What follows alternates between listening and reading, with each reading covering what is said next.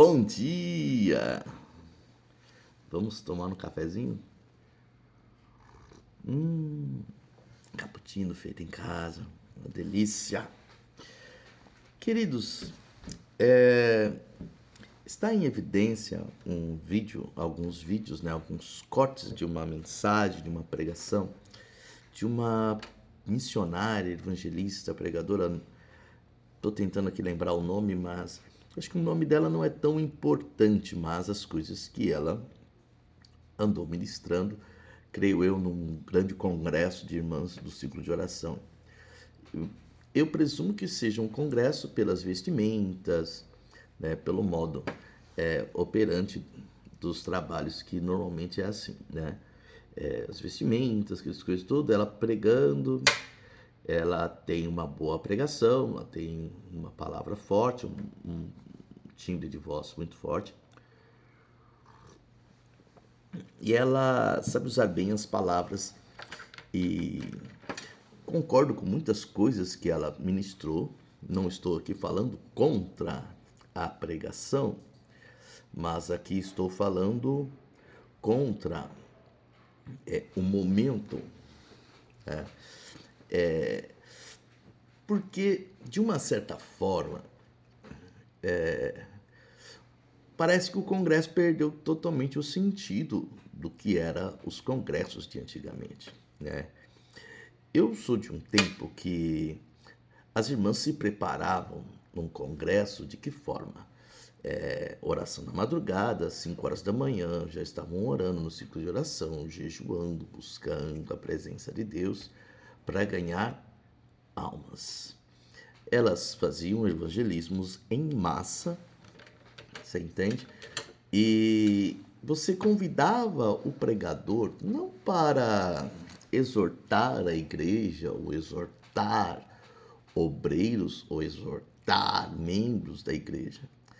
Pregação de congresso não era pregação para crente.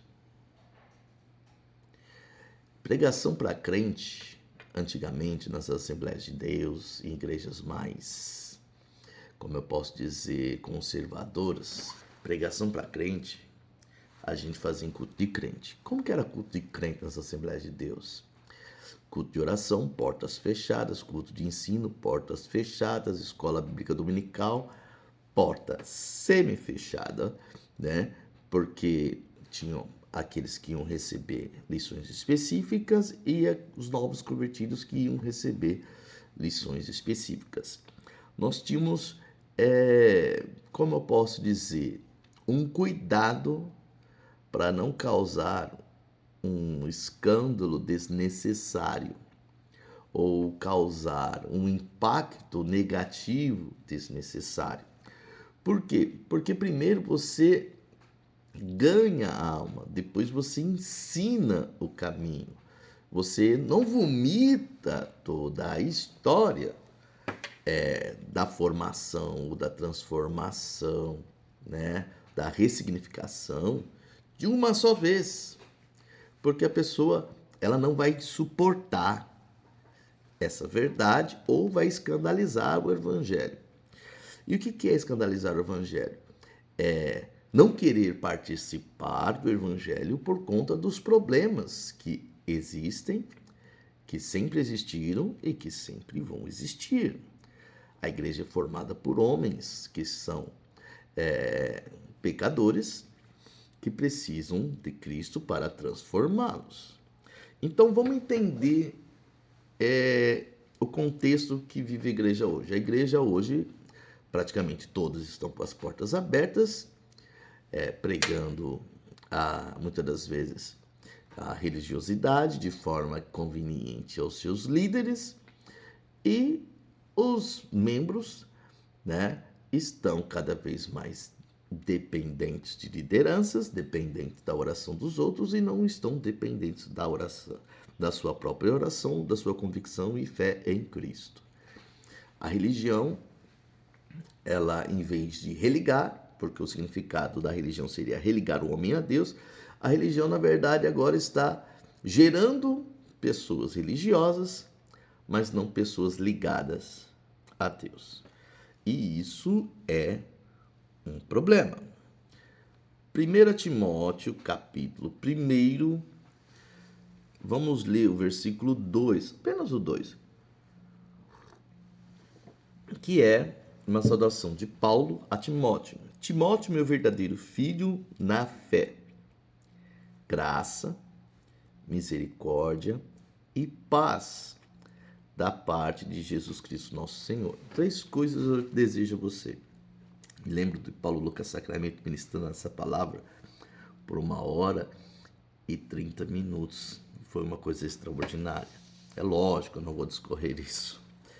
Mas eu me lembro como o evangelho era pregado e como está sendo pregado hoje. Paulo desejava apenas 3 coisas a Timóteo: graça. Você precisa de mais alguma coisa?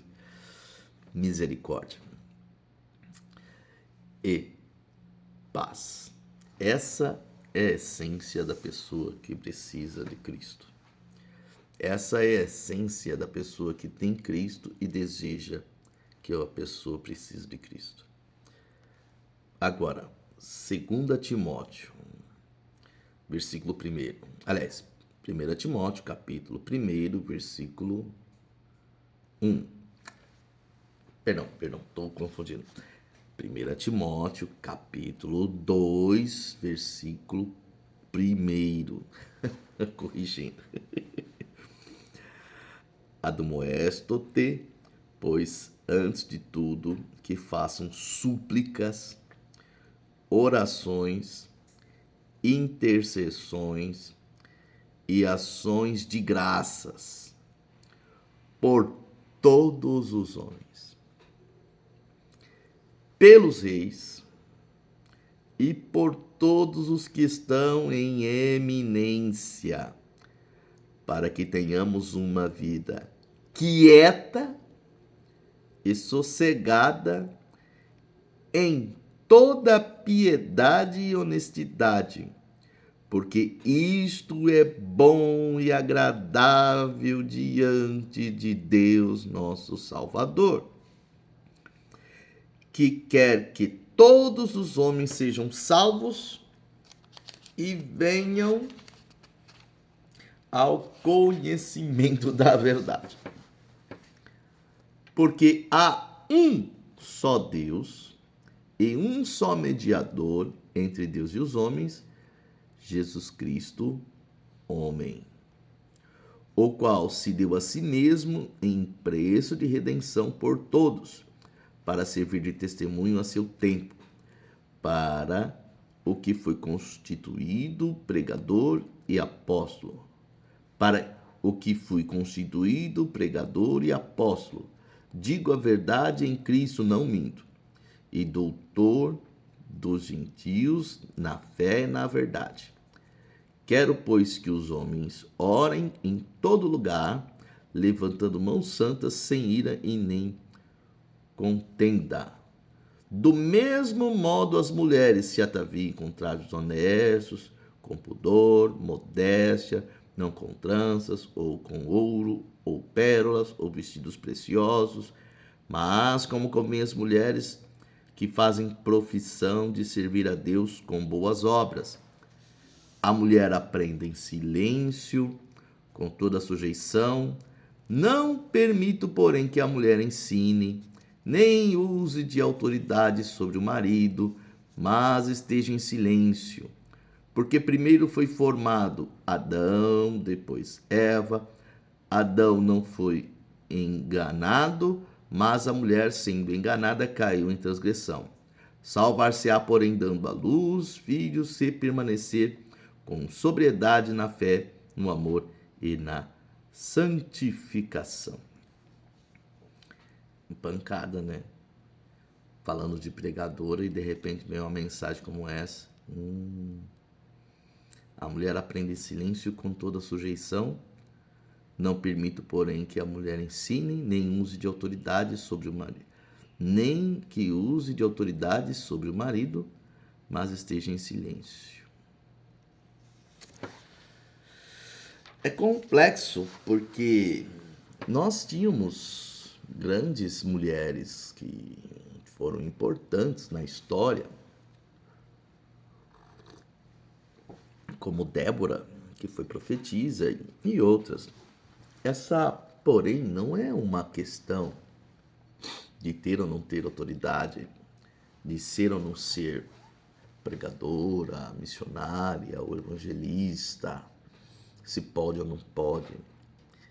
A questão é que o capítulo 2, ele tem texto e contexto. Fala sobre a oração por todos os homens. Pregar com autoridade sobre os erros das representações que hoje se vê é notório, é maravilhoso. Sim, fantástico. Para quem? Para quem?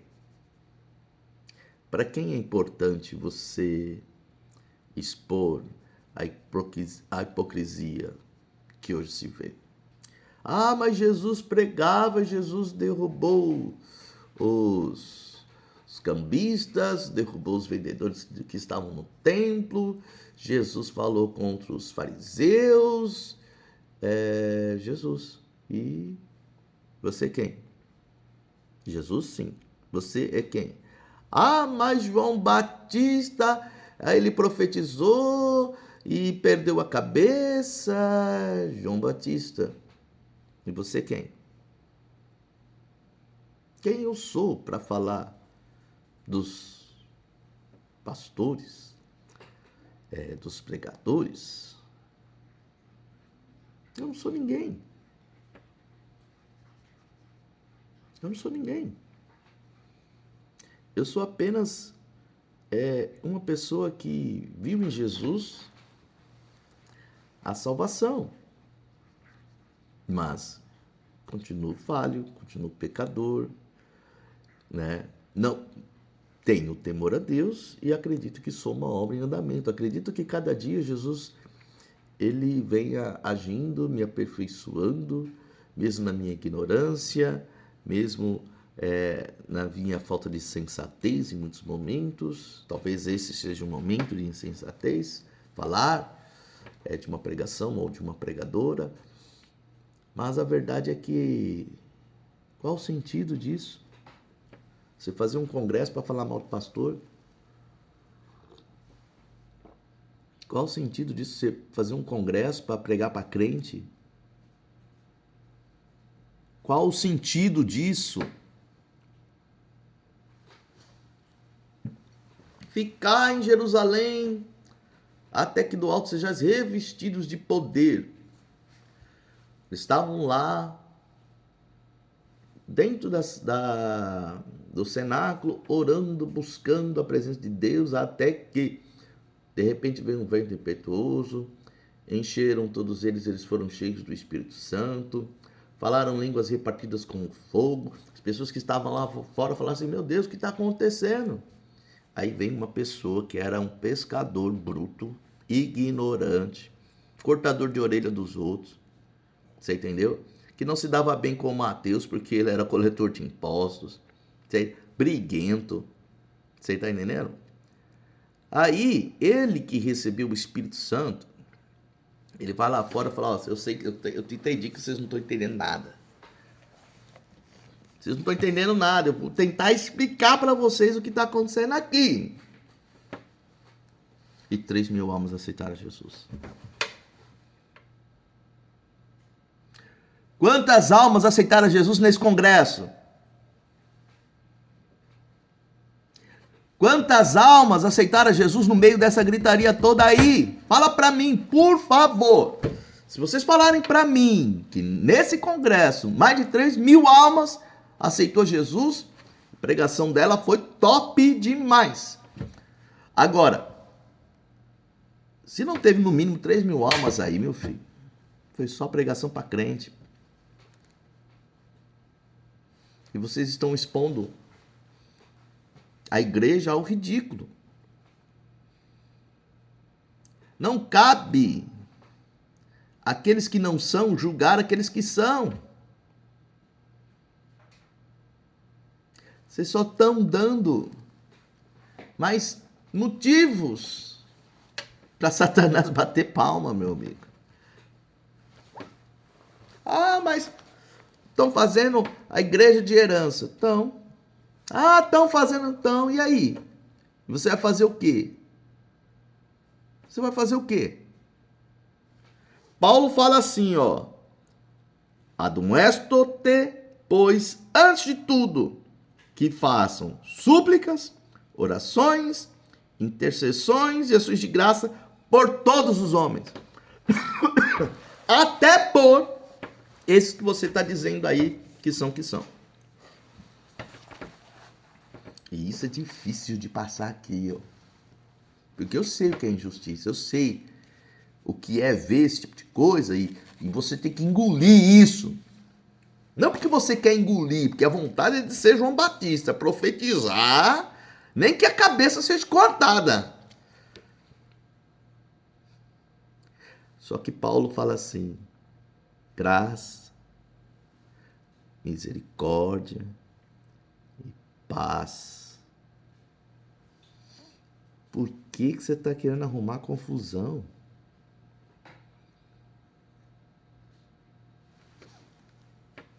Entende isso?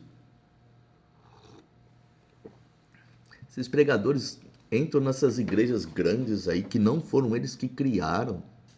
Que não foram eles que criaram em que sentido? Você acha que é fácil levantar um trabalho, né? Você acha que é fácil levantar uma igreja? Você acha que é fácil você construir um trabalho, edificar um templo, construir uma igreja e depois eu dar de mão beijada para qualquer um? Ah, mas não é herança, foi construída com o dinheiro do povo. Porque o povo deu o dinheiro então? Não foi porque quis? Ah, mas você está defendendo mercenário. Não estou defendendo mercenário, meu irmão. Se você quer ser religioso e viver nesse tipo de instituição, viva! É a tua vida. Se você não concorda, não quer viver ali, sai. Mas a palavra não vai mudar. Jesus quer que você tenha graça, misericórdia e paz. É isso. Isso é o fato. Você quer viver aí? Então, você vai ter que fazer oração e súplica pelos seus líderes, pelos seus reis, por todos aqueles que estão em eminência, para que vocês tenham uma vida sossegada. Quer ter sossego? Oração e súplica. Ah, mas é oração e súplica. Ah, mas eu preciso falar oração e súplica. Não está mandando você ficar aqui batendo no púlpito nessas pessoas. Em vez de ela estar pregando Jesus, o significado do sacrifício da cruz, está batendo em um monte de obreiro. Gente, quem está em evidência? O que o diabo está fazendo ou o que Jesus fez? Quem está em evidência nessa mensagem? O que o diabo está fazendo com lideranças ou o que Jesus fez?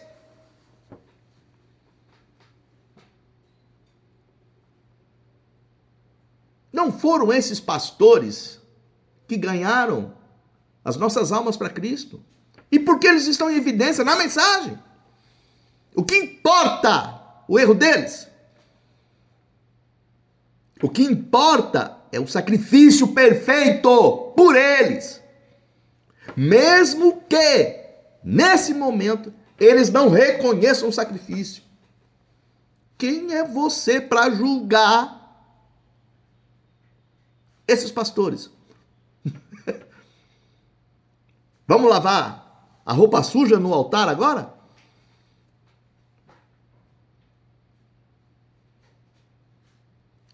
Máfia? É isso? Máfia? Para mim, isso é obra do diabo. É Satanás fazendo aquilo que ele sempre faz: matar, roubar e destruir. Você entende? É o pai que construiu o ministério, orou, pedindo a Deus para levantar o seu filho como pastor daquela igreja, mas o filho ainda não está à altura. O filho ainda não faz jus àquilo que ele recebeu. E aí? Quem sou eu para tirar da mão dele? Se Deus quiser tirar, ele tira. É dele. E se Deus está usando de misericórdia, de graça, para que no momento em que ele tiver um encontro real e verdadeiro com ele possa ser exemplo para os demais.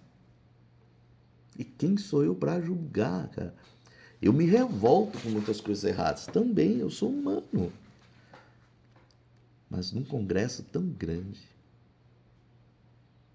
a maior evidência deveria ser Cristo, a salvação. E o que mais se expõe são os cortes falando contra autoridades.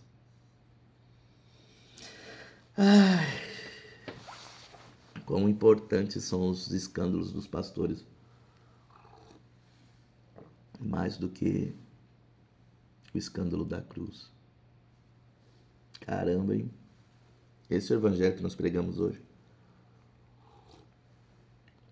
Esse é o evangelho que nós vivemos hoje. Essa é a evidência que queremos hoje. Qual o significado disso, meu querido? Qual o significado disso?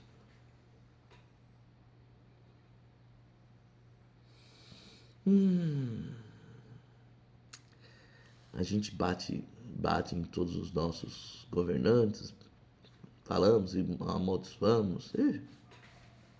Eu sei que é isso, eu sei que é um governo injusto, o que é ter um líder injusto. Mas Jesus não nos deu poder para julgar e condenar ninguém. Eu sei que é revoltante, mas a única coisa que Ele nos deu é: não questione, apenas faça orações, súplicas, tenha graça, tenha misericórdia e viva em paz. É isso que Ele quer.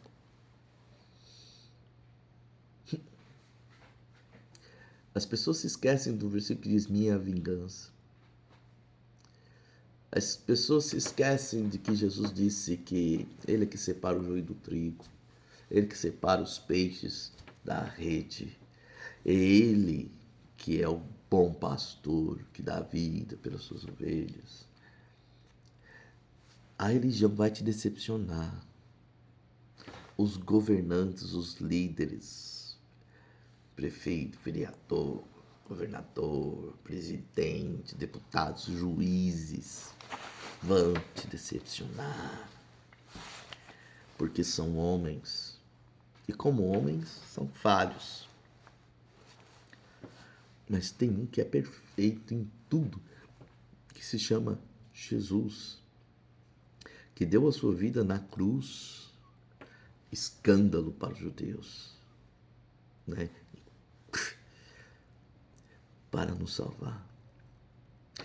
É Jesus que se sacrificou. Então, por que é tão importante você fazer um congresso, comprar roupas, para ouvir uma mulher pregando contra pastores? Quantas almas aceitaram a Jesus? Quantos foram batizados com o Espírito Santo? Porque um congresso tão grande, com roupas tão bonitas, tem que ter um resultado melhor que esse. Porque para mim, eu não estou ouvindo, olha, nessa pregação aceitaram tantas almas a Jesus. Só está ouvindo, ela pregou a verdade. É essa a verdade que nós queremos ouvir? Que como igreja nós somos ridículos? Que nós somos egoístas? Que como igreja nós apenas desejamos o poder? Somos uma máfia?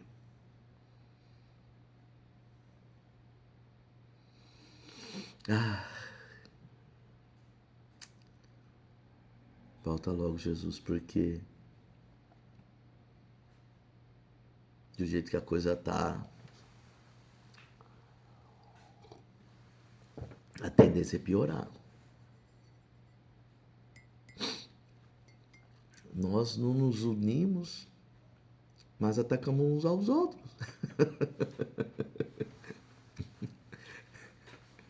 Os filhos das trevas são mais prudentes do que os filhos da luz. É um contra o outro, né? Ela falou isso aí, né? Um contra o outro, né? Uma máfia. Aí você chama o pregador e ele faz a mesma coisa. Ele vem numa igreja que ele não construiu, que ele não edificou, que ele não sabe quantas lágrimas, choro, ranger de dente foi para levantar cada tijolo daquela igreja. Mas ele vem, fala pro povo: igreja não é herança.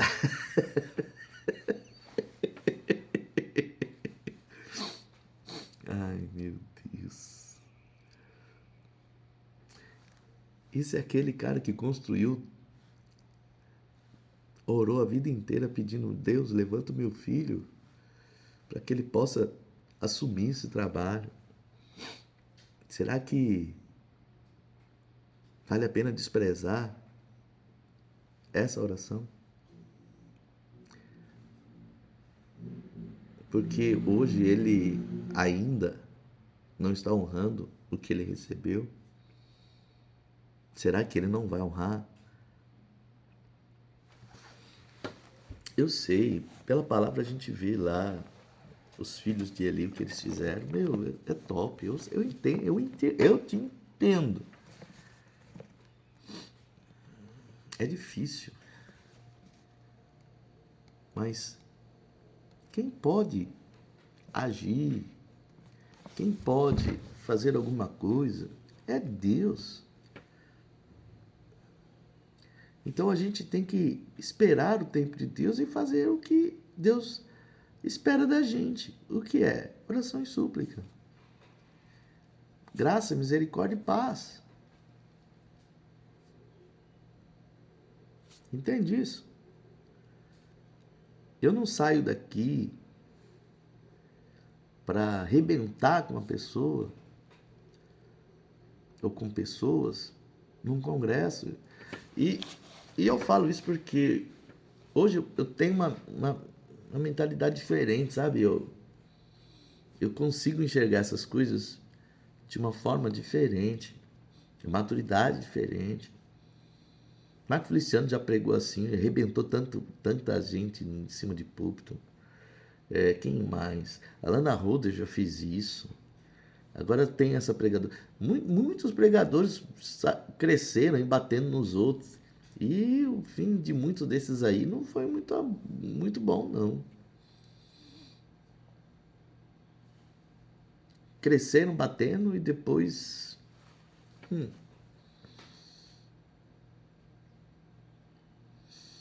não quero crescer batendo em ninguém, não. Sabe, eu quero crescer na graça com oração e súplica. Com presença, com graça. Graça, sabe? Eu quero ser uma pessoa que tenha graça. Graça, graça, graça, graça, graça, graça. Que com graça eu tenho misericórdia. Com presença. A gente tem misericórdia. A gente não age pelo impulso ou pelo mérito. A gente age pela graça. E quando você age pela graça, você tem misericórdia. Quando você tem misericórdia, você tem paz. Você tem paz. É isso que precisa. Graça, misericórdia e paz.